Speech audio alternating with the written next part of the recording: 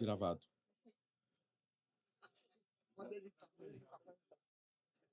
Pode Não. passar. Aí no meio da história você faz assim, pip! Aí já sabe que é para cortar.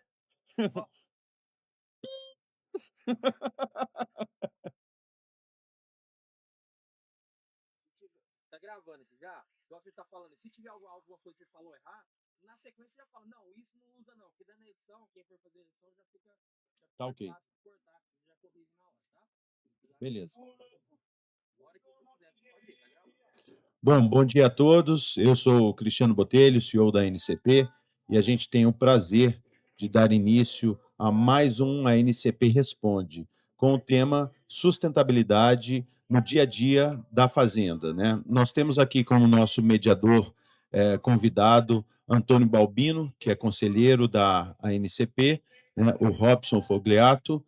Obrigado, Robson, por aceitar o nosso convite. João Ermita, da Fazenda Quatro Maravilhas, na Rondônia. O Robson é do Mato Grosso. E eu vou passar a palavra a eles, então, para a gente dar início a mais esse episódio do ANCP Responde aqui na Expo Genética 2025. Sejam muito bem-vindos e muito obrigado. Baluno. Obrigado, Cris. É um prazer sempre estar aqui, a convite da direção da NCP. Mais um evento, né? Não sei se a gente traz tantas respostas num ambiente ainda tão incerto, né? Vivemos momentos muito difíceis, momentos decisivos para as relações internacionais e tudo isso impacta muito o nosso ambiente, o nosso negócio.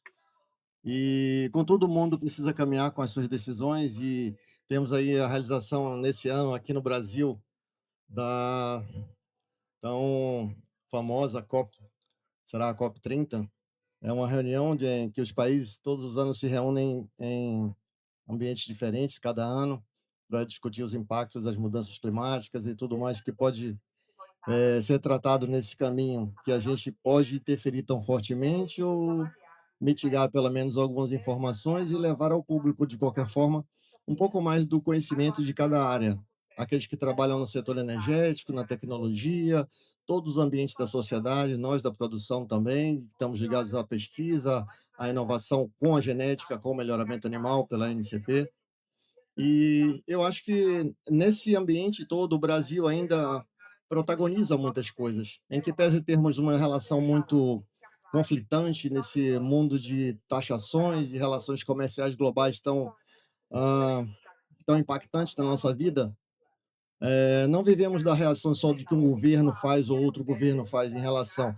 Vivemos num mundo em que a gente é perceptível que muito mais do que o nosso limite de fronteira de decisões nacionais a cada país com suas autorizações internas, vivemos num mundo só, num mundo em que todos temos que conviver e entender que tudo que fazemos aqui reflete na vida dos nossos familiares, das pessoas da nossa sociedade e daqueles que ficarão.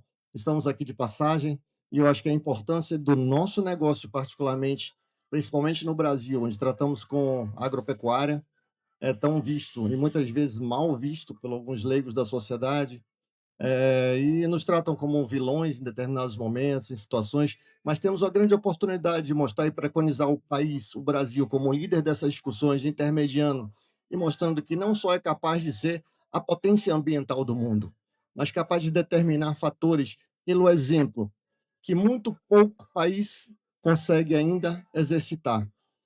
E nós temos essa condição, nós como produtores, como geradores de alimentos, de energia, tratando com o agronegócio, temos estamos no foco do holofote. Eu acho que o país tem uma importante relação com essa discussão atual. E sairmos daquela cadeira de vilão, não somos réus no processo.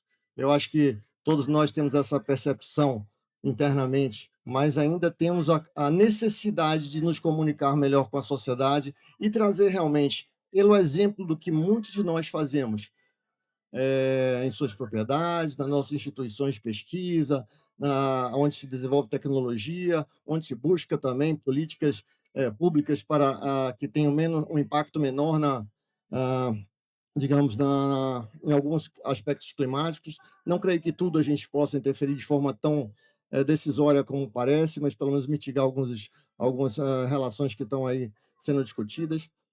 Mas é um assunto tão ambíguo que eu acho que a gente não, brincando para vocês, eu diria que a gente não conseguiria responder tão fortemente numa conversa assim, ainda mais se tratando de muito assunto que tem visão muito diferente sobre, às vezes, os mesmos aspectos.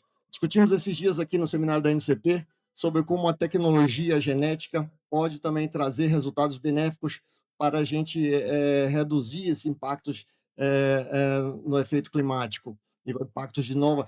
É curioso, né? Hoje de manhã eu estava lendo sobre uma apresentação no nosso seminário da NCP, o quanto cresce a população mundial, né? E que a gente tem que é uma obrigação quase pela potência do Brasil, inclusive, de alimentar esse mundo cada vez mais populoso, consumos mais exacerbados, e se conta muito com o Brasil para isso, mas, ao mesmo tempo, com menos impacto ambiental. É um desafio enorme, é um desafio muito grande. Trazer produtividade, às vezes umas discussões, o que é o desmatamento zero, o que é o nosso Código Florestal, quem são os vilões da história, e a gente vive nesse embate, né? E dentro das nossas fazendas, a gente faz, mesmo que você faça o dever de casa todinho, você fez o combinado, você fez o que está na legislação, um Código Florestal tão rígido, tão forte, e muitas vezes você é mal visto pela sociedade de alguma forma. Então, onde é que está o nosso erro? É na nossa comunicação, muitas vezes, eu acho. No nosso poder de levar à sociedade aquilo que realmente a gente está tentando colaborar com relação a tudo isso, inclusive a geração de alimentos para o mundo. O mundo precisa de energia, a energia renovável do Brasil, a energia limpa do Brasil, um dos países exemplos para isso, onde a gente trabalha com tecnologias de baixo carbono, de genética para impactar menos esses efeitos e, às vezes, nem sempre isso é perceptível. Se percebe só as coisas, às vezes, que uma ou outra atividade ali, como em qualquer setor vai acontecer, agindo de forma equivocada, ou percebendo o que faz, ou não sabendo como fazer direito, ainda sofre isso. Mas temos uma relação com o mundo em que também as correspondências do mundo desenvolvido não se fazem da forma presente. A COP vem discutindo tudo isso ao longo dos anos. Cadê os financiamentos para que isso seja preservado? Cadê os recursos do mundo desenvolvido para que isso seja preservado? Ou se vai perpetuar uma pobreza enorme nos países em desenvolvimento para brecar o seu crescimento em razão daqueles que já desenvolveram suas próprias vidas e conquistaram muito mais? Eu acho que isso também é uma injustiça social muito grande que tem que ser discutida, não só em relação ao Brasil, mas países que pretendem crescer nesse mundo do desenvolvimento da agricultura, da pecuária, mas de todos nós estamos aqui vivendo, né? Folhados e todos que estão aqui também, muitos dos criadores também ligados à CREOeste, ligados à pecuária, sentem na pele também, próximos à sua sociedade, aqueles que nós convivemos de perto. E aonde que isso impacta o produtor e faz com que ele tenha a resiliência a cada dia de sair, levantar, criar energia e dizer, mesmo assim eu levanto a cabeça e vou fazer melhor.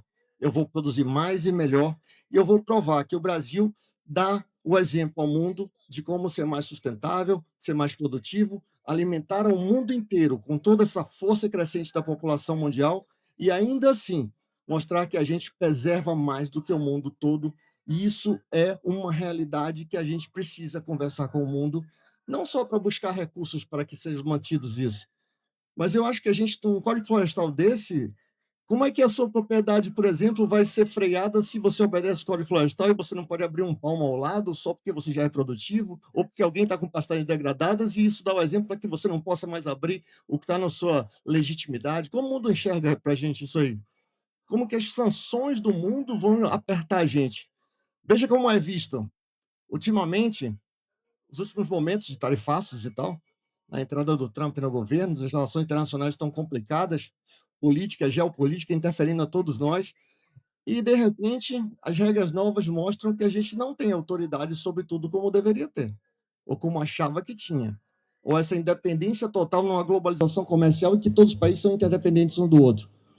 Como que a gente toma uma decisão sobre a implicação do Código Florestal brasileiro, como a gente fiscaliza isso, e muito mais, como o mundo nos enxerga, como o mundo enxerga a nossa justiça, os nossos políticos e as nossas decisões socioeconômicas.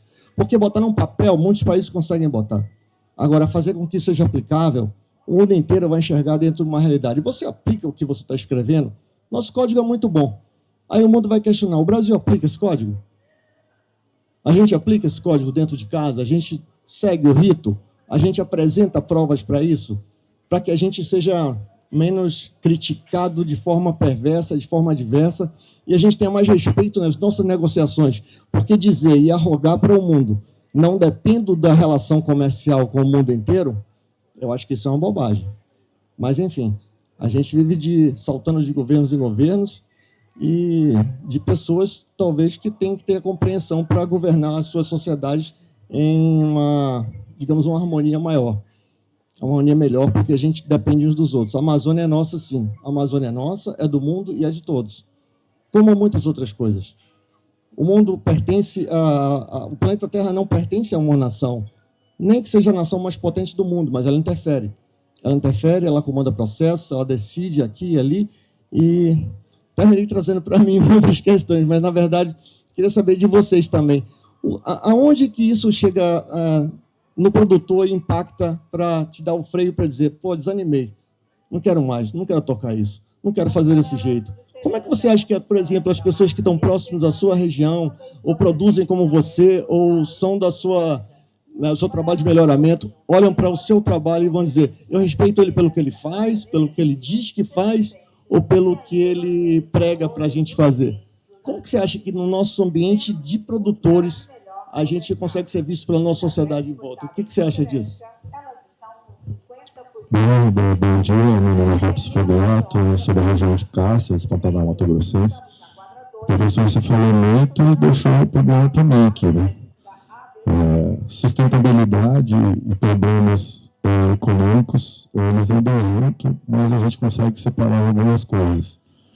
Eu acho que o pecuarista, o agricultor, ele passou por duas fases no Brasil.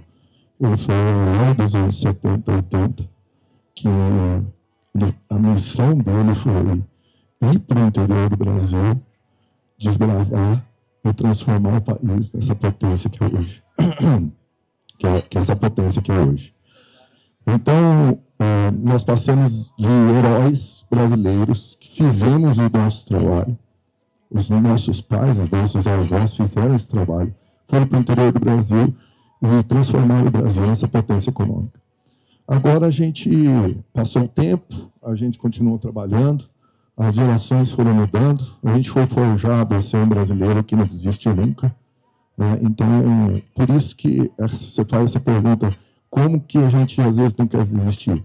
Porque a gente foi forjado por homens a ser pessoas que não desistem nunca, a ser brasileiros que não desistem nunca. Então, hoje nós somos o vilão que desmatou, o vilão que não tem sustentabilidade, o vilão que produz sem responsabilidade, mas isso é uma mentira contada por pessoas que não entendem o que é uma fazenda, o que é acordar todo dia, olhar para uma fazenda onde existem muitos colaboradores que dependem de você, famílias, e falar assim, olha, eu preciso ser melhor, eu preciso ser mais eficiente, eu preciso ser mais competente, eu preciso ser o melhor do mundo. Não é brincadeira, ser o melhor do mundo todo dia. É isso que é o produtor, é isso que é o pecuarista, é isso que é o agricultor brasileiro. Eu trabalhei com agricultura e pecuária em larga escala, e todo dia eu penso o seguinte, acordo de manhã, agradeço a Deus e falo, nós temos que ser melhor. O professor falou assim, como que a gente vai desanimar? Eu acho que o brasileiro não desanima nunca. Mesmo com vários governos usando estratégias para a gente não conseguir chegar onde a gente vai chegar. Mas a gente prova todo dia que a gente é capaz. Você falou de legislação, né? A gente não sabe mais o que fazer sobre legislação que o senhor falou. Você faz um projeto, esse projeto dentro da SEMA, dentro dos órgãos ambientais, é um projeto para você cumprir durante 10 anos. Quando você acaba de cumprir aquele projeto, eles falam que está tudo errado sem começar de novo. Então, esses são os desafios do Brasil. Então, não é que a gente está sendo, não está falando a coisa certa. O pecuarista, o agricultor, ele fala. Os nossos representantes que não estão nos representando como deveriam e mostrando a grandeza e a capacidade que esse povo, que essa gente tem e faz a todo dia. E se a gente for conversar, que nem você falou, de tudo que faz sustentabilidade, o Brasil não precisa mais conversar sobre sustentabilidade. A gente precisa só fazer o seguinte: vem aqui ver. A gente já é sustentável. A Amazônia, é tão simples ver como a Amazônia é desmatada. Entra no Google e olha, gente. Está lá. É mais mata do que tudo no mundo. Outra coisa, tem áreas da Amazônia que não vão ser desmatadas nunca. Jamais. Só tem água e mato. Como que você vai desmatar? Vai fazer o quê? Vai canalizar a água e levar embora? Então, é falta de conhecimento, falta de olhar. Todo mundo nas redes sociais, que agora virou moda, né? Eu sou entendedor. Falo mal. Cara, olha e abre o Google. O Google tem fotos diárias. Você enxerga lá. Mato Grosso, região extremamente preservada. Amazônia, região extremamente preservada. Rondônia, extremamente preservada. Pará, toda a região brasileira. O Sul é preservado. O São Paulo tem preservação. Há 20 anos já nós estamos preservando o Brasil, resolvemos os probleminhas que tinham lá atrás, que a gente, nos anos 70, mandaram a gente chegar e abrir tudo, porque senão o mosquito matava todo mundo, matava a cidade. Então, hoje nós não precisamos mais provar nada para ninguém, a pessoa tem que vir olhar. Olha que está tudo aí. Hoje tem tecnologia para mostrar. E desmatamento ilegal, como o pessoal fala, a gente ganha uma licença para desmatar dos órgãos oficiais do Brasil, 2 anos depois eles falam que aquilo não foi certo. Então, é difícil trabalhar no Brasil. Mas a gente foi forjado para não desistir nunca, brasileiro não desistir nunca. E obrigado por estar aqui. E, parceiro, agora com você. Vamos ver qual que é o problema que você vai resolver do mundo aí agora. Bom dia, pessoal. Estou muito feliz pelo convite. Obrigado à NCP, Fernandinha. Pôs para arregaçar aí. Obrigado mesmo, estou muito feliz de estar aqui. Meu pai, nós somos capixaba e nós somos chamados pelo governo. O lema naquela época era integrar para não entregar. Você tinha que fazer o corte raso para receber o título da sua terra. E esses homens caíram no mundo. Eu lembro que no Espírito Santo eles já tinham condições, já tinha estrada, já tinha carro. Os malucos foram para a Amazônia para andar 80 quilômetros a pé para conhecer a propriedade que ele tinha. E durante todo esse tempo, fazendo as coisas corretas e seguindo códigos, era para desmatar 50%. Foi feito. Hoje, a Amazônia é 80% de preservação. O estado de Rondônia tem 60% das suas matas preservadas. A gente olha a produtividade do estado de Rondônia, a gente fica abismado como que é um estado voltado para o agro. Somos 18 milhões de cabeças, num estado pequeno, o 4º ou 5º maior produtor de carne da federação. E, igual todos os outros, a gente passa por momentos difíceis na economia. Eu gosto de falar que a gente tem muito exemplo, que tem amigo que entra, tem amigos que entrou na alta e saiu na baixa, coitado. Esses são muitos exemplos. Eu falo assim, mas tomou prejuízo só uma vez, já está com medo. O que é isso? A gente está tão acostumado a tomar prejuízo. Fechar no vermelho, mas a gente sabe que a gente está tendo ações, tomando decisões dentro da fazenda, que vai impactar no futuro. E a produtividade é uma delas.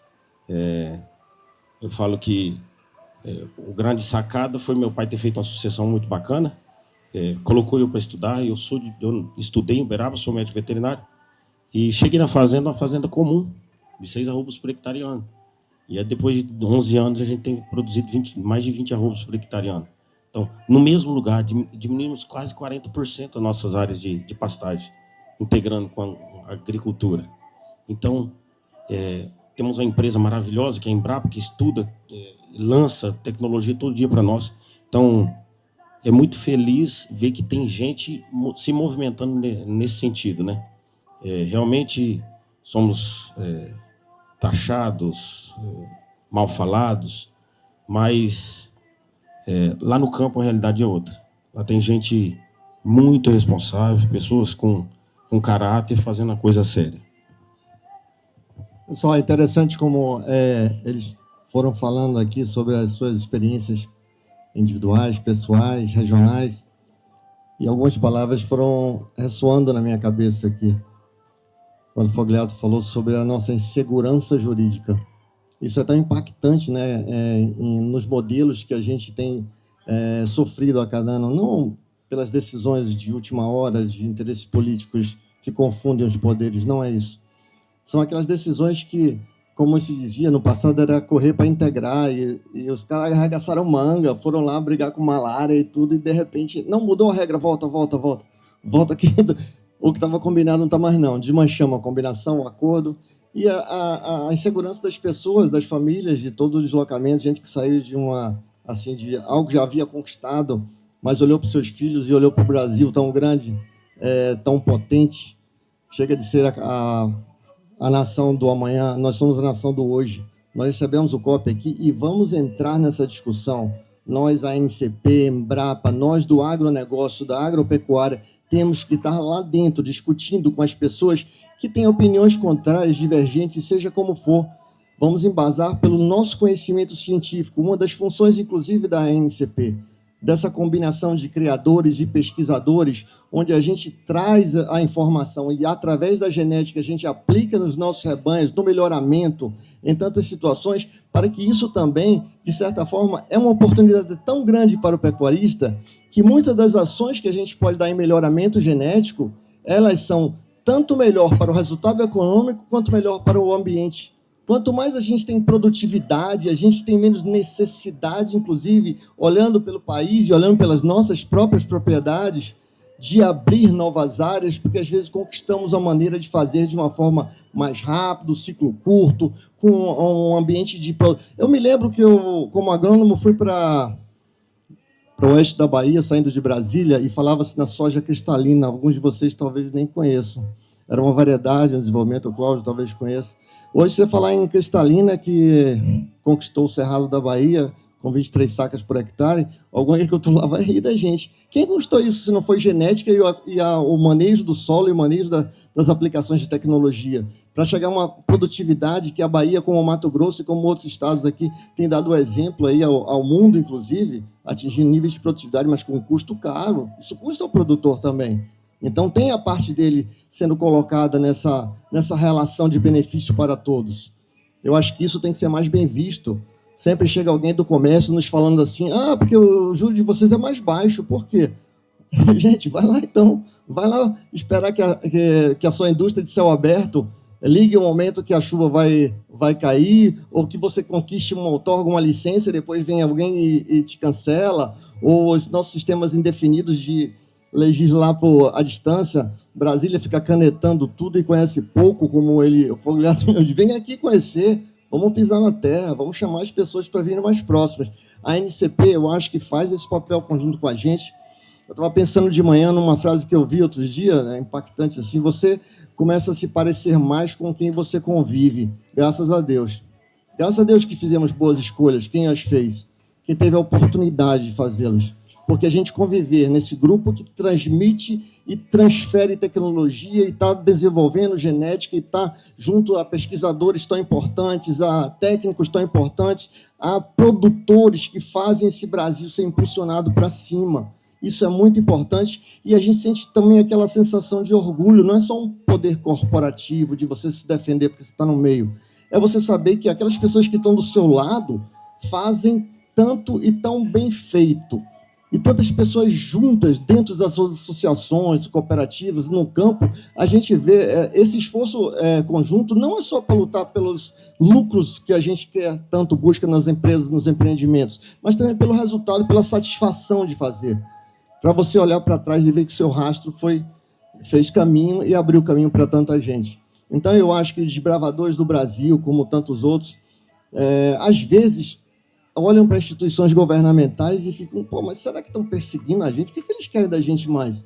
Cada hora você muda uma regra, você me joga num esparro de repente? Que isso? A gente que, assim, que você vê, a gente vê filmes americanos, né? É muito influenciado por Hollywood. Quando você vê aquele soldado herói chegar de uma guerra, o americano transforma ele num herói. E esse brasileiro que abriu tantas fronteiras, que integrou o Brasil, que fez a gente ser... Eu tenho muita satisfação de fazer parte de uma geração de produtores também, que da década de 70 para cá transformou o Brasil no principal player do agronegócio, da agropecuária, mundialmente falando, nas principais commodities, como nós conquistamos o Cerrado, como o doutor Alisson Paulinelli teve aquela sacada genial. Gente, não é que mereça o prêmio Nobel, não mereça, mas tem tanto brasileiro bom aí impulsionando a gente, e depois vem um freio de mão de alguém que quer ir lá e te dar um fiscal com excesso sei lá, muitas vezes uma determinação antagônica ao processo de crescimento do Brasil, atrapalha tanta gente no caminho aí que você vê gente desanimar, que não tem a resiliência talvez que muitos aqui tenham tido, mas que muita gente desabou no caminho, muita gente ficou no caminho, muita gente de valor ficou no caminho, que não tropeça na vida. Eu vejo muitas pessoas fazendo seminários de autoajuda aí, que falam, a minha força está nas vezes que eu tombei. E o agricultor nem sempre teve a chance de levantar de novo. A agropecuária nem sempre te deu essa chance. Mas muitas vezes a sua vida estava ali, estava no jogo, estava na mesa. Então, eu reputo que são pessoas que têm assim, um caráter de serem heróis de uma nação e muitas vezes não são tão bem vistos assim. Talvez não queiramos tanto essa medalha, mas queremos o reconhecimento de que nós fazemos parte da sociedade que conquista e que dá um bom exemplo para o Brasil, para as gerações que vão se seguir. A gente já conquistou isso aí. Eu agradeço muito a vocês, em nome de todos os produtores e a pecuária, ao agronegócio brasileiro, as instituições tão fortes, pelo tanto que estão fazendo, que transformaram o Brasil nessas últimas 3 décadas na maior potência do agronegócio, na maior potência do mundo. Ainda que os nossos governos não tenham força para negociar em nosso nome, ainda que não temos capacidade de trabalhar tanto esses números a nosso favor, mas nós estamos dando exemplo com força de vida, com determinação, com dedicação. E sim, alguma coisa pode acontecer errado ao longo desse caminho? Pode, algumas coisas podem atrapalhar a vida da gente, mas a resiliência de muitos fez demonstrar que o Brasil não precisou ir à guerra para mostrar que é forte, que a nossa guerra é travada no dia a dia, é travada com tanta resiliência frente a uma incerteza jurídica, uma incerteza de condições. Quem produziu carne no frigorífico ontem não sabe hoje se pode mandar para um outro país porque trancaram uma tarifa, não sei de onde surgiu essa confusão toda. O produtor está dentro da sua porteira e fica, de repente, ilhado. E o que aconteceu agora? Soltaram uma bomba atômica na nossa negociação? O que foi que houve? E aí os impactos vêm e vão somando e as pessoas desabam no meio do caminho. Políticas erradas, mal conduzidas, relações interrompidas. E agora estamos no COP. Esse COP que é o motivo da nossa ANCP Responde, para saber aonde a gente se posiciona, como a gente se posiciona se a gente não fortalecer quem fale pelo nosso negócio, pelo nosso segmento, dentro dessas discussões que podem levar a decisões de políticas públicas internacionais, de relações que podem afetar o mercado. A gente tem que entrar nessa discussão. Infelizmente, a gente tem que ou fortalecer aqueles que podem nos ajudar a fazer isso, ou estar presente nessas discussões, ou participar mais, ou fazer o que nós estamos fazendo aqui, dar as caras. E vim falar mesmo o que você é, se você gosta ou não, mas é assim que cada um pensa e tem que se expor, e que seja sujeito a críticas e a discussões, e até mesmo a incompreensões até no âmbito familiar, digamos assim. Todos que têm filhos adolescentes sabem o que eu estou falando. Já tivemos, e já fomos também. Já vesti até a camisa do Che Guevara. Mas, enfim, é uma confissão. Mas isso acontece, a gente nasce com aquele...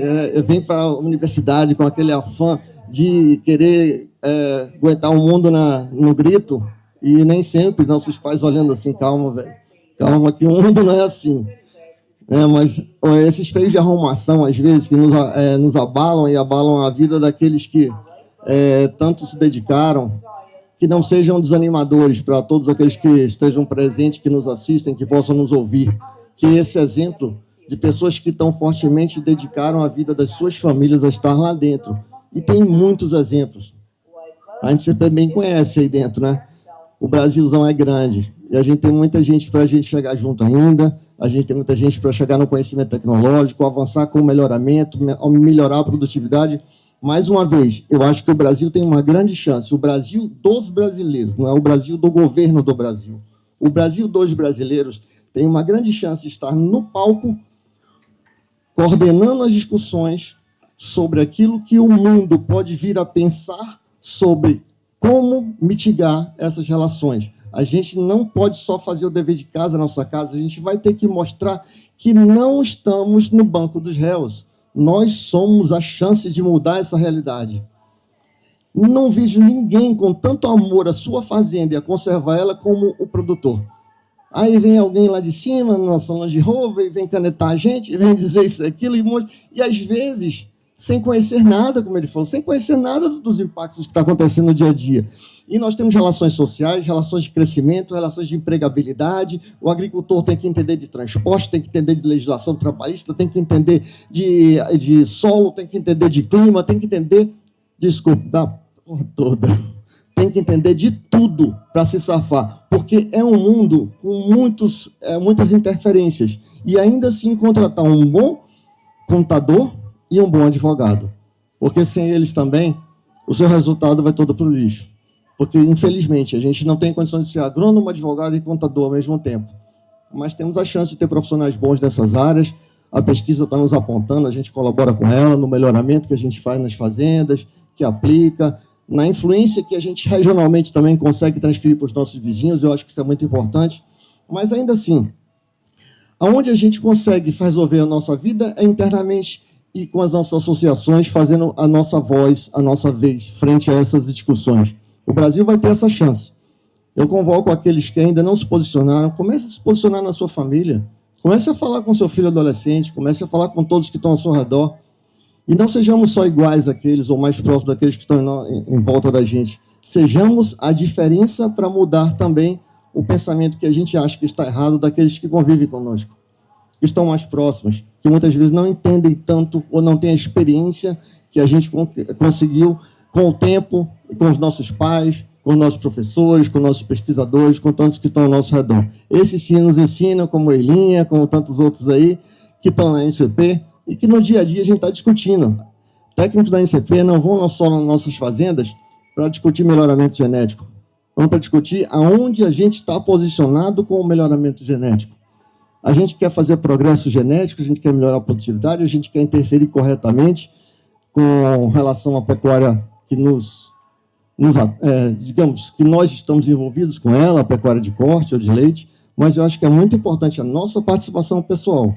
Esse é um ano atípico. O Brasil vai reunir essas lideranças, sejam elas políticas, com interesse diverso, vai ter um mundo de teatros lá para se fazer uma passarela de interesses, digamos, instagramáveis, mas a gente tem que fazer força para que as nossas posições sejam firmes, bem apresentadas e cientificamente comprovadas. Porque muitas delas que a gente faz na fazenda são resultado do que a gente aplica de alguma coisa que a ciência também nos trouxe para um retorno muito mais interessante na fazenda. Eu acho que esse é um trabalho importante. Quem faz a agricultura sabe, a velocidade é muito outra, é muito maior. Mas na pecuária a gente não deixa de ter que acompanhar isso. A competitividade pela terra, pela ocupação, pela produtividade, pelo resultado econômico, tem impulsionado a pecuária para umas áreas mais, digamos, mais desafiadoras.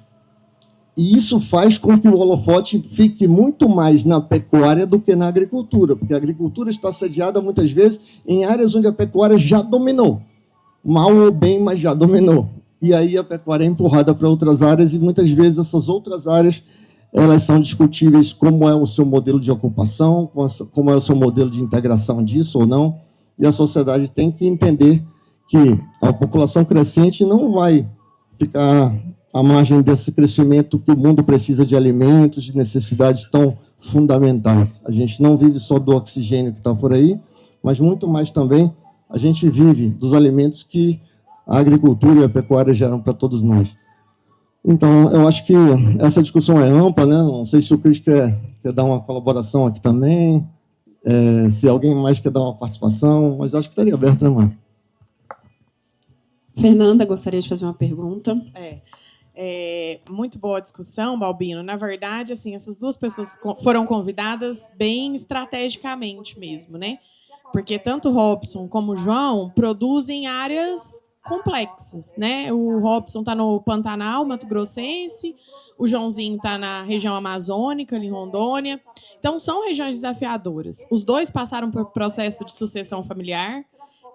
Então, são duas fazendas que eu particularmente conheço e admiro muito o trabalho dos dois. Eu acho que esse papo de sustentabilidade, a gente tem que aprender a comunicar melhor. Foi muito falado isso no seminário, né? Comunicar como é o nosso trabalho dentro da porteira. Eu acho que uma forma da gente ser sustentável é produzindo mais na mesma área.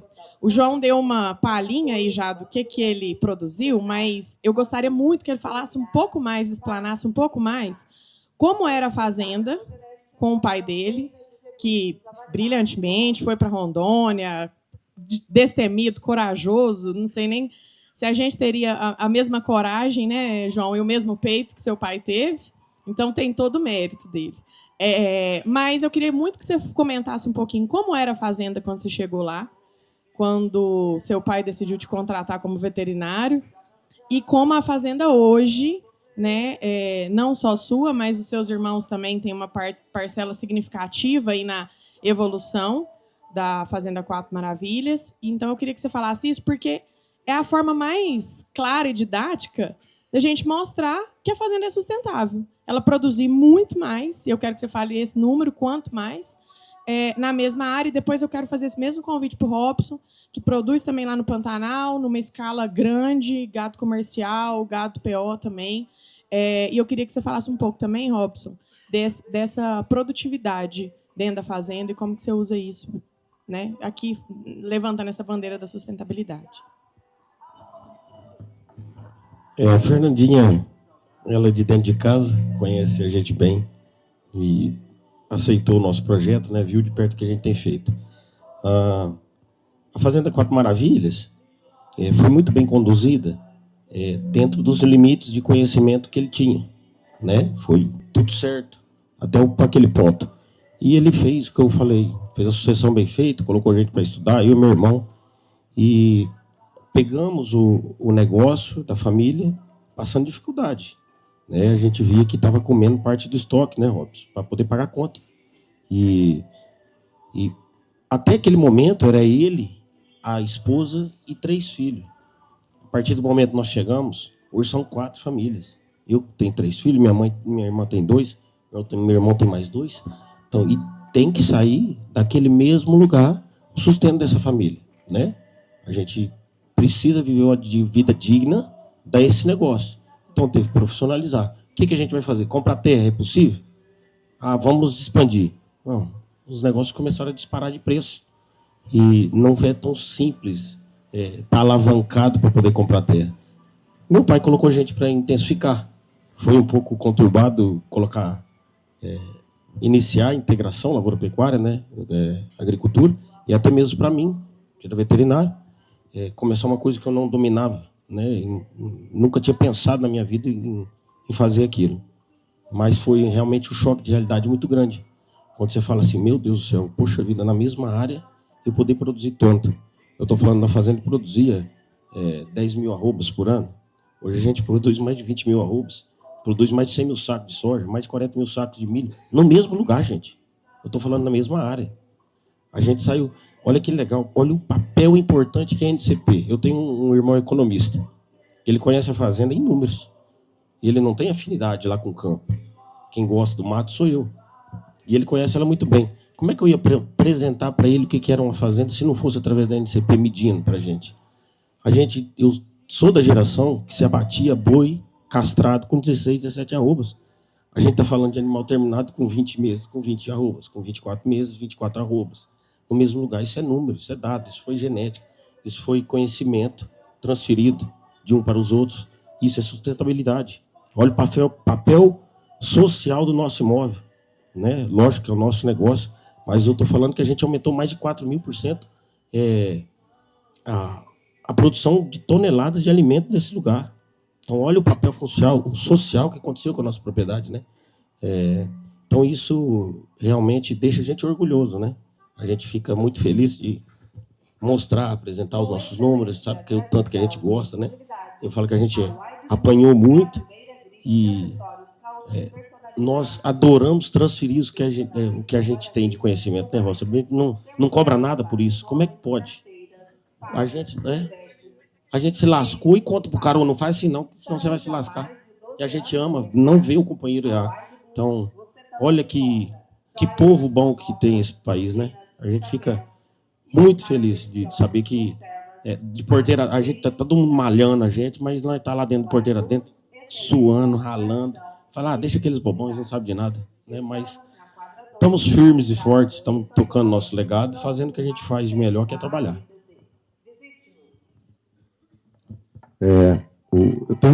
Primeiro eu vou falar da fazenda, depois eu quero contar uma história.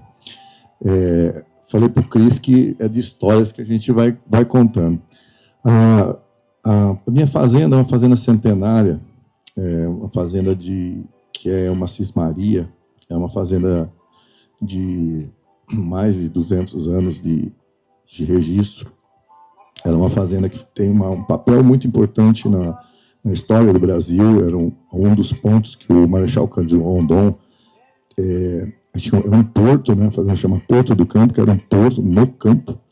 E nesse porto, o Marechal Cândido Rondon era um dos lugares que ele parava para fazer a transferência dos materiais quando ele fez o telégrafo pelo Brasil, que passou o Brasil inteiro com informação. Isso aí na década de 1900, né? Um pouco antes. Então, na Fazenda Centenária, a gente tem pessoas lá que nasceram, hoje tem 82 anos. O pai morreu com 82 anos. Nós temos, incrivelmente, 5 gerações trabalhando na fazenda. Um negócio muito legal. E era uma fazenda que como ela é o início do Pantanal, ela já tinha produção de gado. É uma fazenda grande. E ela já tinha produção na parte que a gente chama de parte baixa, que é a área pantaneira. E ela produzia, vou falar em números de cabeça, porque é difícil você falar de número de arrobas por hectare. Mas ela tinha, assim, você tinha um alqueire por vaca, né? Então, são 2,4 hectares para colocar uma vaca. Eu venho da agricultura, fiquei 20 anos plantando soja, e um dia meu pai falou assim, eu estou ficando velho, você tem que pegar esse negócio, você já está plantando bem, colhendo bem, vai tocar um negócio de pecuária. Falei, beleza, vamos lá. E aí eu comecei a mexer com a fazenda. E chega nos mesmos moldes que foi seu pai e meu pai. Conhecimento de tecnologia e de coisas. Como eu vim da agricultura e a gente já trabalhava em larga escala com muito mais conhecimento da agricultura, a fazenda, eu trabalho hoje, o Pantanal tem um problema não, tem uma legislação própria, então a gente não pode plantar grãos, é um absurdo, mas é a nossa legislação. Então eu foquei no quê? Na biotecnologia, para melhorar a pastagem e melhorar muito a concentração. Hoje, a fazenda trabalha com 2,3 watts por hectare por ano. Então, e isso baseado só em pasto e produzindo PO. Então, o pessoal vai lá, fala assim, mas aqui não tem suplemento? Eu falei, não. Suplemento é aquele capinzinho verdinho, bonzinho, que eles têm que comer e têm que desenvolver. E nós temos o mesmo desenvolvimento do gado PO comercial, que como se fosse nas áreas de alta densidade, como a Rondônia. Então, assim, produtividade com sustentabilidade, uma fazenda que foi aberta pelo meu pai até 2000. Então, a gente trabalha lá com muito afinco e tem uma produção extraordinária. Hoje a fazenda conta com quase 18 mil cabeças dentro dessa área, então é muito gado. Mas eu vou contar uma história, você falou, professor, e eu lembrei de uma história. A gente falou de agricultura, de sustentabilidade, de comércio, de tudo. E um dia eu estava com os amigos do Rio de Janeiro, e eles nasceram no Rio de Janeiro, um advogado, outro promotor, outro juiz, outro administrador, outro vereador, e nós estávamos numa mesa discutindo sobre o que é agricultura. Aí os caras me perguntaram, falaram assim, fala o que é agricultura, que você está aí, reclama, fala que é difícil, o que é agricultura? Eu falei, eu vou te dar um exemplo. Você pega 10 mil metros quadrados, pega 5 mil reais em nota de 50, faz um buraquinho e enterra esse dinheiro. Aí você pega uma cadeira, senta, olha para o céu e começa a conversar com Deus. Isso é agricultura, gente. A gente mete 5 mil reais por hectare no chão e olha para o céu e pede para chover. Essa é a realidade da agricultura. E todo mundo fala assim, vocês plantam soja. Soja serve para quê? É engraçado, né? É uma bolinha lá que colhe. Para que serve aquilo lá? Eu falei para ele, tudo que tem nessa mesa, a gente estava num restaurante, tudo que tem nessa mesa aqui, ó, sem exceção, vem da soja. Ele falou, mas como? Eu falei, o bife vem da soja, a cerveja vem do milho, o uísque vem do milho, o feijão vem de onde? O arroz é de onde? A salada é de onde? Como que esse povo não consegue conectar o que o trabalhador, o que a soja faz? Tudo, a margarininha, o pão, tudo vem da soja e do milho, tudo vem da terra. Não é da caixinha. O leite não é da caixinha. A caixinha que põe o produto que a gente faz lá dentro. Só isso. Então, esse entendimento, professor, que falta, é um entendimento que impacto que nós temos dentro da sustentabilidade do mundo. Tudo vem da base agricultura, pecuária. Ou a alface nasce de algum outro lugar. Você sabia quanto é que custa uma grama de semente de tomate, professor? Não? Uma grama de semente de tomate custa mais do que ouro. E aí você põe lá com o dedo para produzir o tomate. Então, a gente precisa mostrar isso para a sociedade, mostrar isso para as pessoas que estão dentro, que a gente é muito competente. A gente trabalha com muito dinheiro agregado que põe na terra e fala para Deus, Deus manda água. O produtor rural, a pessoa o cara que é agricultor é o cara que mais acredita em Deus. Ele fala com ele todo dia. E reclama para ele ainda. Mandou chuva demais.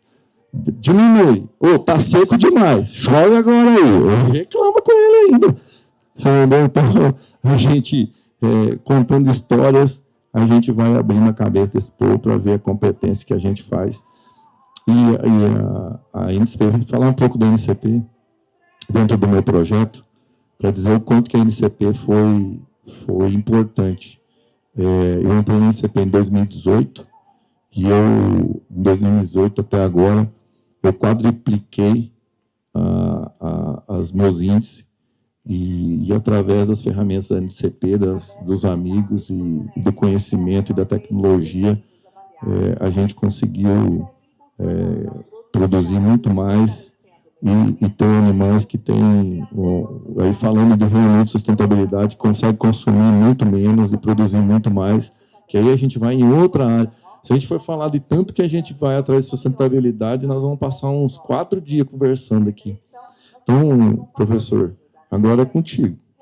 A Fernandinha vai ter mais uma pergunta para você agora aí. Fala, Fernando. Não, a ideia era mais falar sobre isso mesmo, sabe? Sobre a produção, Balbino, porque eu acho que é a forma mais simples, né? Igual isso que o Robson acabou de falar, ele quadriplicou a produção na fazenda, o João também falou, aumentou 2.000%. E o João tem até uma história interessante, que uma vez ele falou para mim, quando eu fui a primeira vez à fazenda dele, não é fácil chegar lá não, viu, Balbino? Não é igual... A que eu fui sua é gostosinho chegar nela, assim, pertinho da cidade, né? A do João é 200 quilômetros de estrada de terra, sem ar-condicionado na caminhonete, que ele desligou o ar-condicionado e falou, Ele me testou, ele falou assim, eu quero ver se essa Fernandinha tem vontade mesmo de conhecer minha fazenda. Então, eu fui com ele 200 quilômetros de estrada de terra, um poeirão danado. Que mês que era aquele? Junho, né? Um poeirão danado, terrível. Mas fui, né, João? Fui. E ele me contou uma história interessante, uma vez, que ele já tinha aumentado a produção o manejo de pastagem já tinha acertado, já tinha começado a fazer integração lavoura-pecuária, o negócio já estava redondo. E aí ele percebeu o quanto que o fator genética era fundamental, né, João? Queria que você falasse rapidinho sobre isso. Nós entramos na ICP em 2010, estamos fazendo 2002. A integração lavoura-pecuária intensificou a produção de carne de uma maneira que eu tinha tudo a meu favor. Comida da melhor qualidade, tecnologia aplicada, os agrônomos, os zootecnistas me ajudando. E eu tinha um bicho que não estava indo muito bem. Poxa vida, esbarrei em genética. Falei, pô, mas meu pai toda vez me falou que teve um gado bom. Bom, a gente viu o que pode acontecer, né? A gente fala assim, poxa vida, nossa, mas eu tinha um gado ruim, meu Deus do céu, tanto que melhorou, você tá doido. Mas não é isso, é um processo, né? É uma evolução. Eu fico feliz de saber onde é que eu estava, para onde que eu estou hoje. E você imagina para onde a gente vai. Não chegamos no limite. E nem vamos saber se vai ter limite, né? Vamos tentar trabalhar para ver se o Afonso toma conta, né? Então, genética mudou, faz parte do processo de sustentabilidade, de maior produção, muda a realidade na fazenda, você encurta ciclos. O animal que morria com 36 meses, hoje morre com 24. A fêmea que emprenhava com 24 para os 36, hoje emprenha com os 12 para os 24. Isso é tudo encurtamento de ciclo, gente. Parou de... É uma categoria que estava tirando dinheiro do nosso bolso, em vez de colocar. Hoje o gado está jovem, hoje o gado está todo dia crescendo. Tá? Sem dúvida, o que mais põe dinheiro no bolso é peso. Então, você tem um rebanho jovem, está ganhando peso todo dia, está te colocando dinheiro no bolso. Então, a genética foi assim... foi muito surpreendente qual que é o potencial da genética. Como é que você ir agrupando certas características importantes economicamente, como é que muda a realidade de uma propriedade. Você vai do lucro, do sucesso ao fracasso.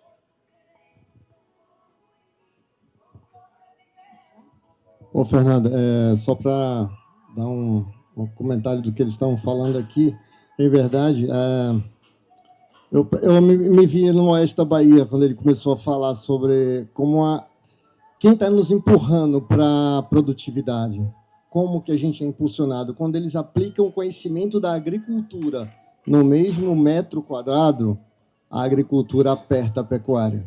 E ela aperta fortemente, porque ela não vai ser mais fortemente empurrada para novas áreas. Há uma inibição de abertura de novas áreas, há uma série de restrições ambientais, e a gente vai ter que fazer naquela mesma área onde a gente exercia com aquele gado uma determinada produtividade, tentar ter mais resultado, porque senão a soja, o milho, tão bem praticados pela agricultura comercial, vai tirar o gado do caminho, ou vai empurrar ele para dentro da baia. E eu acho que na baia talvez o porco seja um competidor mais forte, né? Mas, enfim, como a gente tem na pastagem, nas combinações, nos trabalhos da Embrapa, dos quais a gente nos orgulha tanto também, só o brasileiro que nunca andou no campo talvez desconheça a realidade do que a Embrapa proporcionou a tantos produtores de abertura de espaços, de conquistas de novas tecnologias, assim como a NCP também consolida através de suas parcerias com a Embrapa. Mas, enfim, eu acho que não só a genética aplicada adequadamente. Como ele fala assim, não, ele tem que comer aquele capim ali. A gente não ensina boi a comer capim, a gente faz uma produtividade maior para que aquele boi tire daquele resultado ali com a genética mais potente, assim como essa soja com a variedade tão fortemente aplicada na agricultura comercial. A genética dessa soja nova extrai quando a gente também coloca recursos de manejo, de solo, de aplicação de outras tecnologias. A nossa pecuária tem desafios grandes. O nosso zebuíno aqui, que a gente tanto procura melhorá-lo para que ele enfrente cada vez uns desafios de produtividade. Ele falou no quilo que ganha, porque reflete, de fato, uma conta mais rápida de fazer. E a gente percebe também nas áreas reprodutivas, quando você entra no âmbito de precoce, precocinha, e ciclo da pecuária vai encurtando, e a gente vai trabalhando isso em todas as propriedades que exercem essa genética, e tentar trazer o manejo junto, o manejo para perto, porque também a própria cristalina lá atrás não ia produzir 70 sacos, mas também essa soja de hoje não ia produzir com o recurso que a gente aplicava na cristalina antigamente, lá no Cerrado. Então, esse exemplo que a gente, só dando uma linkada com... Nós estamos falando entre nós, tá? O que acontece é que a gente tem que falar também para quem está fora do nosso meio. Como ele falou no bar lá, ou no ambiente onde ele estava, com os amigos que eram de outros ambientes, porque eles não entendem, é fato, eles não entendem o que está acontecendo com a agropecuária brasileira, não entendem como a gente está alimentando 1 bilhão de pessoas, como o Brasil está dando essa... O Brasil não tem essa população, nós estamos alimentando quase 1 bilhão de pessoas. Isso não é louvável que o brasileiro do campo está fazendo isso no mundo. Isso não é sustentabilidade na mesma área ou em menos área ainda. Isso não é preservação. Então, o que seria? Então, eu não sei qual é o raciocínio dessa preservação que tanto se prega aí. E a gente, às vezes, está se comunicando e a pessoa não está ouvindo do outro lado, está achando só que você é um desmatador desnaturado que sai derrubando tudo que a aroeira está na frente. Não é isso. Na verdade, a gente tem que conversar e traduzir para essas pessoas para que a visão não seja só de alguém tão leigo ou tão enraizado por conceitos até... Eu não sei se seria de um mundo que disputa mercado só. Eles se aproveitam. Nosso inimigo da trincheira aqui não pode ser o brasileiro. Pelo amor de Deus, a gente tem um mercado tão competitivo, já tem tanta força para conquistar o mundo, né, nesse mercado de tarifaços, que não pode estar na nossa trincheira o inimigo. Quando a gente faz tanto pelo Brasil e gera um PIB tão forte para que todos tenham a condição de se alimentar mais e melhor e tenham uma vida com, digamos, com mais dignidade. Eu acho que as divisões das escalas sociais não se farão no âmbito só da agricultura. Isso é um problema sociopolítico e econômico do Brasil que a gente vai traduzir em outros ambientes de discussão, nos ambientes políticos, etc. Agora, a gente está fazendo o nosso dever de casa. Eu acho que, enquanto produtores, a gente está fazendo a nossa obrigação e com muito louvor. Enquanto o Brasil tem essa responsabilidade com o mundo, seremos, dizem, 10 bilhões de pessoas no mundo. De onde virá comida para essas pessoas? Com o mundo recuando. Hoje a gente ouve falar num rebanho americano, o menor dos últimos 50 anos. Outros países, um país como a Índia, que cresce 60 mil pessoas por dia, o país mais populoso do mundo, ele está dedicado a serviços. Ele não tem a força da nossa agricultura. Ele não tem espaço para abrir. Ele não tem espaço para abrir a produtividade, para abrir as áreas que podem ser abertas, que podem ser encaminhadas para a produção. Não tem essa condição. Então, a responsabilidade está recaindo nas costas do grande vilão da história, que é o agricultor, o agropecuarista brasileiro. Que é curioso isso, né? A gente tem que sair desse banco de réu. Eu acho que não só a COP, em qualquer ambiente, seja conversando com nossos amigos de outras áreas, conversando com nossos filhos, conversando com as pessoas mais próximas, mostrar isso que eles mostram aqui. O Brasil é um exemplo de sustentabilidade quando é bem feito. Quando essas pessoas conquistam produtividade através dos seus recursos, da sua capacidade, da sua determinação, da pesquisa aplicada, do conhecimento, dos dias que também não dormem ou não acordam porque não choveu direito ou porque algum fogo está assolando. Quem vai combater fogo na mata, se não for o proprietário, o produtor? Eu quero ver se tem bombeiro lá. Pelo amor de Deus, às vezes a gente acorda assustado esses dias de setembro, ligando para um tal de Preve-Fogo na nossa região, que chega depois que o fogo já foi apagado pelo nosso vaqueiro, pelo nosso tratorista, com risco de vida de muita gente ali em volta. Quem combate isso? Isso não é estar do lado do meio ambiente? Então, o que seria, gente? Quem está metendo fogo está na beira da estrada, quem não tem a menor ideia da consequência daquilo. Às vezes, inocentemente, jogam uma ponta de cigarro, sei lá o que eles fazem, largam uma fogueira mal num piquenique, não sei. Tem um pouco de responsabilidade. Quando não é um fogo responsável e criminoso, isso não, é uma outra história. Mas esse fogo acidental que a gente vê em torno das grandes cidades, muitas vezes não é a causa está no lugar errado. A gente está botando o nosso trator na linha de frente. E ainda assim, você volta para casa tentando dizer o que houve aqui, gente, paramos de trabalhar para ir combater um fogo.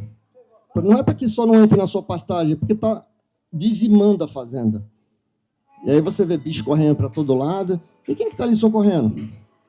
Quem está ali de braço dado? Se não é o seu trabalhador, se não é o produtor ali, despendendo seus recursos. Então, e essas fronteiras, o Brasil das nossas cidades, que antes morava no litoral, hoje está nas capitais, ainda não nos enxerga tão bem assim como, digamos, a história tão bonita que eles retrataram aqui. Essa história é mais bonita do que o Yellowstone, muitas vezes. O Yellowstone que a gente apregou e acha que é tão bacana porque está em Hollywood e porque tem um artista famoso. Bota esses rapazes para fazer uma história da conquista da agricultura brasileira, do Cerrado, de tantas vitórias que nós tivemos com o tempo. Vai contar muito sofrimento, sim, vai doer para muita gente, sim, mas é a realidade nossa que tem que ser bem vista também, para que a gente bote o chapéu e dizer aqui, ó, aqui é Fogo Leato, aqui nem é Yellowstone não, velho. Aqui é nós, nós fazemos o nosso papel. Eu acho que é um papel importante da agropecuária brasileira. E eu rendo nossas maiores homenagem daquele que vive de perto nisso, que consegue também estar sentindo as dores das pessoas que chegam nessas áreas novas também, vindo de outras regiões, para conquistar um Brasil que precisa ser ainda conquistado, que precisa ainda ser, de certa forma, ocupado corretamente, mas que não seja... Nós não somos garimpeiros, primeiro, não somos garimpeiros. O produtor não é um garimpeiro, ele não está ali devastando e procurando, fuçando a terra que nem um javali, não está fazendo isso. Na verdade, o produtor decente, como essas pessoas que estão relacionadas ao nosso meio, aqueles que a gente preserva e diz, esse cara me representa, esse cara representa o que eu faço. Muitas vezes a minha família, que uma parte mora em Brasília, pergunta sobre quem são aqueles agricultores sulistas que chegaram no oeste da Bahia. É difícil, mas você tem que render homenagem a esses caras. Esses caras conquistaram o Brasil, esses caras deram exemplo. Esses caras fizeram o que a gente não teve coragem de fazer, muitas vezes, na nossa vizinhança. Eles saíram de longe, mais de 3.000 quilômetros, e vieram de bravar um Brasil que ninguém sabia como dominar. Agora, depois veio a tecnologia, aí vai chegando a Embrapa, aí vai chegando todo mundo e vai ajudando ele a conquistar mais recursos, ter lucro, e tanta gente caiu, muita gente caiu no meio do caminho. Isso é um Brasil que é conquistado pela agricultura, pelos agricultores que fizeram o trabalho que eles fazem aqui, que fizeram essas conquistas tão nobres. Eu acho que a gente tem que render todas as homenagens possíveis a eles. A eles, eu me sinto pecuarista, mas eu já estava em muitos ambientes. Eu não saí do meu ambiente de, como a Fernandinha fala, próximo ali do centro onde a minha família já vivia. Mas eu sinto na pele quantos deles ali sofreram tanto para estar ali longe das suas famílias e conquistando esse Brasil. Agora, vocês vão dizer que esses caras são vilões? Pelo amor de Deus, gente. Vamos botar a mão na consciência. Sai da sua salinha com ar-condicionado aí em Brasília, pisa no chão, vem no Bahia Farm Show, deixa de comemorar, deixa esse cara comprar caminhonete, compra Dodge Ram, velho. Você merece, você conquistou isso aí. Você conquistou com muita bravura. Eu acho que isso é render homenagens a quem faz. De fato, essa COP vai nos dar a grande chance de mostrar exemplos que são tão importantes para a sociedade como um todo. E apoiados pela NCP, pela Embrapa, por todos que dominam a tecnologia, que transferem tecnologia, que trazem ciência para que eles possam cada vez mais produzir melhor e mostrar que o Brasil é um exemplo e não é o vilão da história. Nem vai sentar no banco dos réus. Enquanto a gente estiver aqui na nossa geração, eu acho que não. É isso aí. Parabéns, muito obrigada por tudo que vocês falaram, com muita propriedade, porque a gente percebe que o pecuarista, o produtor rural, cada vez mais está enxergando a sua fazenda como um negócio que precisa gerar resultado, mas gerar um resultado com sustentabilidade. E não é uma sustentabilidade apenas ambiental ou social, mas econômica também, que vai continuar gerando emprego e cuidando da equipe que está ali dentro da propriedade para continuar gerando mais lucro, mais rentabilidade, prosperidade para a sociedade como um todo, e isso a gente vai fazer através de práticas que são sustentáveis, através do melhoramento genético, posicionando a marca de vocês, posicionando tudo que a gente faz e contar para o mundo, fazendo no bar, fazendo através da NCP, através do seminário, cada um fazer o seu papel e, não podia faltar a historinha, botou o ovo, vamos contar para todo mundo que a gente botou aquele ovo e que a gente faz isso acontecer. É a gente fazer a nossa parte para que essa sustentabilidade, que é muito mais abrangente do que simplesmente plantar uma árvore, preservar aquela área ali em específico, mostrar que a gente produz com menos espaço, com mais recurso, com mais tecnologia e gerando mais prosperidade para o mundo. Aproveito para convidar todos vocês para que a gente tenha hoje o nosso happy hour para falar sobre reprodução programada. Nós vamos contar e revelar os touros que virão por aí. Vou passar a palavra ao Cris agora para a gente poder finalizar e, na sequência, tomar um café gostoso ali para a gente encarar esse dia.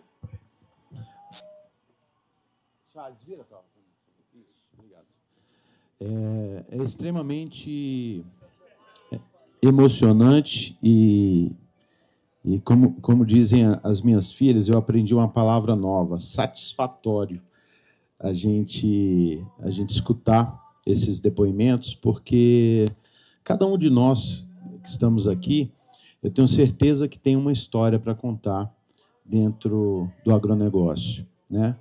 Balbino falou de Brasília. Meu pai era engenheiro lá em Brasília. Eu fui criado em Brasília, dos 4 anos de idade até os 17. Enquanto meus amigos saíam nas férias com 12, 13 anos de idade, iam para o Rio de Janeiro, para Floripa, para aprender a surfar e etc., eu vinha para uma fazenda que a gente tinha aqui em Uberaba, perto de Uberaba, e com autorização de viagem entregue para o motorista. Imagina, a gente não faz isso hoje. Entrega para o motorista de ônibus da Real Expresso uma autorização de viagem e o moleque de 13 anos de idade vai para a roça, desce na rodoviária, pega um táxi que era amigo da família, deixa num ponto, pegava o leiteiro, ia na carroceria do leiteiro para a fazenda vizinha, que não a nossa fazenda não tinha linha de leite, pegava um cavalo emprestado com o vizinho, ia passar férias de julho, né? E muitas vezes, como vocês falaram, com 13, 14 anos de idade, montado num trator em julho, agosto, fazendo acero. Você imagina, vocês sabem o que é isso? Jaraguá vedado e o fogo tomando conta. E eu tinha 13, 14 anos de idade, montava num trator para fazer acero e fazer contrafogo para o negócio não vir. Era 3 noites seguidas, virada, né? Até arrepio de falar disso. Então, todos nós temos uma história de dedicação, uma história bonita, uma história de família, de muito trabalho, arriscando, muitas vezes, a própria vida para salvar o nosso negócio. Então, convido você, nosso associado, você pecuarista, mas muito mais do que isso. Eu convido você, que é consumidor dos nossos produtos, a escutar um pouquinho dessa história. Assista esse podcast. O ANCP conecta a pecuária com você. A ANCP responde e conecta a pecuária com a sua realidade, aí do leite de caixinha, da carne que você compra no açougue, né, da cadeira que você senta, do banco do carro que você usa, que é de couro, do sapato e de tudo que você usufrui do nosso trabalho. Fica com a gente, assista esse episódio e põe a mão na consciência e nos tire do banco do réu. Essa é a nossa mensagem. Muito obrigado. Obrigada a todos. Vamos ao nosso cafezinho.